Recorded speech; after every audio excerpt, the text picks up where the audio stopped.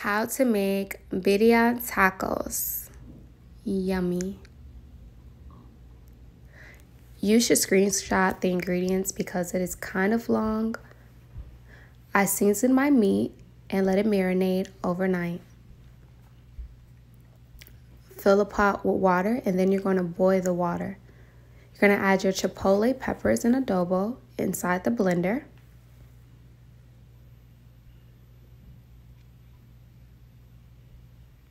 Then you're going to add vinegar inside the blender as well.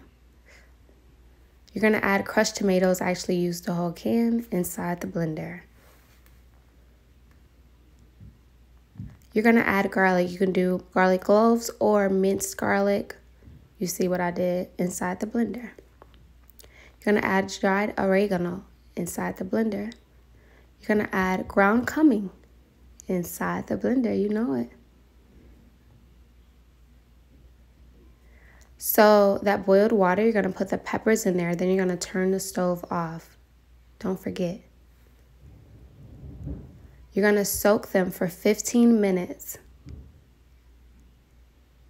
You're going to take the seeds out. All of them won't come out because it's hella seeds, but at least try. You're going to add those peppers to the blender. Blend, blend, blend. It's okay if it's a little watery. Don't even worry about it. You're going to put your pot on high. You're going to add a little bit of oil. Add chopped onions.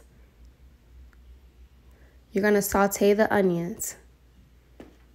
Then you're going to put everything that was in the blender inside of the crock pot or slow cooker, whichever one you use. You're going to add the meat to the pot as well. You're going to add your bay leaves to the pot. And the best part, the cinnamon sticks, add those to the pot as well. You're going to put some chicken broth, however much you like in there. And you're going to let it cook for 2 to 5 hours. The longer you cook, the more tender it is. Take the meat out. Shred the meat. Bust it down like a pound. Fry the tortillas. And put whatever toppings you want on top of your tacos. Alrighty, dip and enjoy your birria tacos by Brianza. Yes, honey.